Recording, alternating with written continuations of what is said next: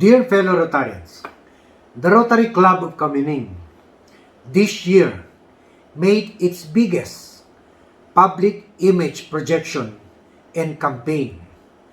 This year, we reached an estimated media projection value of 2 million in public relations value and marketing and advertising. This we did by boosting the use of our social media apparatus, our Rotary Club of Kamuning Facebook page.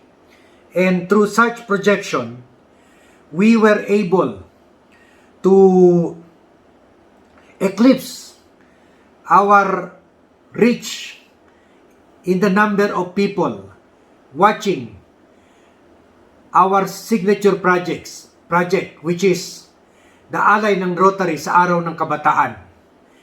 In previous years, the whole event was viewed by about 8,000 to 10,000 people both during in Amoranto Stadium and outside of Amoranto Stadium.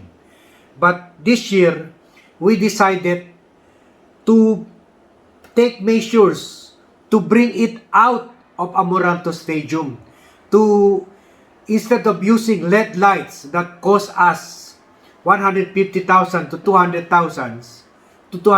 pesos, we projected it outside with the help of our Rotaract and the hiring of graphic artists and social media campaign operators.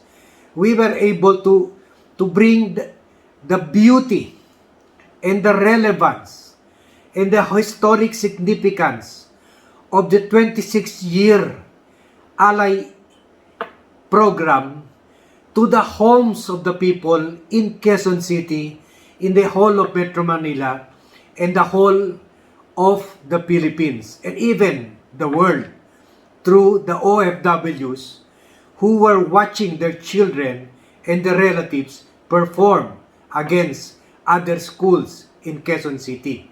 So, our media projection in YouTube climbed up from 30,000 when we started the projection in January and peaked at 248,000 by the end of March.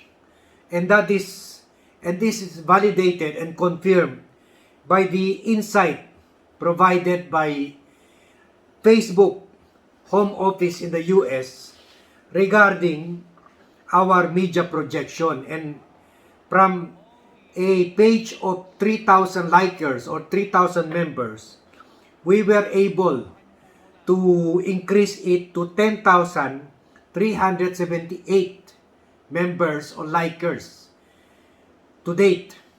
And that makes our Facebook page the biggest in number in the Philippines, or among the biggest, if I'm not mistaken. Because we already saw other Facebook sites of other Rotary clubs and they only average from 300 to 3,000. So,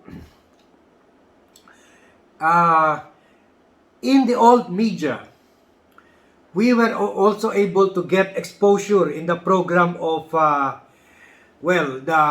previous programs of Anthony Taberna, Dos por Dos at DCMM, and the highly rated radio program of Arnold Clavio, Ali Soto, and Joel Reyes Sobel at AA sa Double B at DCBB, both on radio and TV, so teleradio channel, and also the program of June Banaak at Lab Radio in DCBB, and at the program of Lingkod Bayan hosted by Jing Castañeda over at DCMM.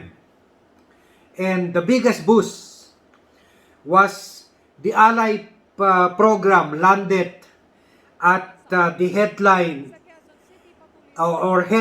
made a banner splash in the 24 Oras weekend program over at GMA7. And we know the program has a viewership of 400 million all over the country and abroad for its TV version, and 5 million in its Facebook page. So that is how we have boosted our campaign, social public image campaign in the old media. And also on top of that, I also arranged for President Virgil and ally Chairman past President Dick Ordonez to appear at the News Nuances Kapihan at Almusalan Press Forum hosted by Attorney Larry Gadon and Albi Tangkol. And the program was covered by major news networks ABS-CBN, GMA, 7, TV5, Channel 4, newspapers Daily Tribune, Abante, People's Tonight, and Radio DZMM, DZRH, DWIZ, and DCXL, who all reported about Ally. And so in conclusion, I would say that Ally itself broke previous records where before we only averaged 500 marketing and advertising campaign values. This year, we brought it to a conservative value of 2 million.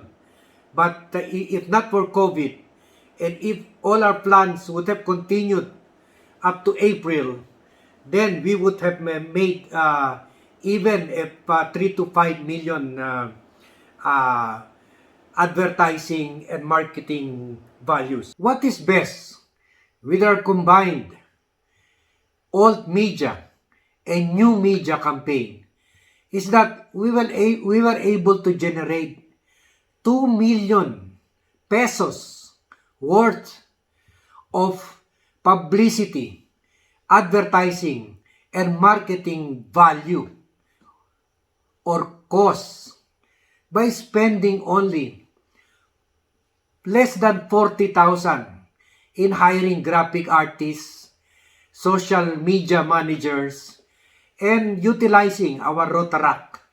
So that is very significant because that is a formula that we will be using from now on to secure for RAC more advertisers and sponsors for our future programs and projects. And we believe that we have made the right decision to go online, because now in the time of lockdown, in the time of COVID, that is the way to go. Everyone is going online, including those campaigning for the 2022 election. So this we will be doing in the coming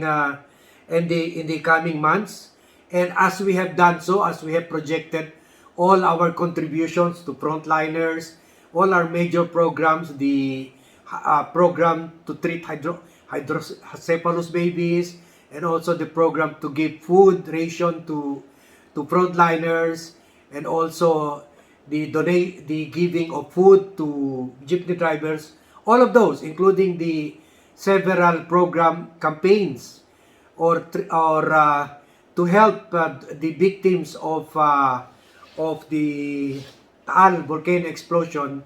We all placed that, we all posted that, and you can check it out in our Facebook page.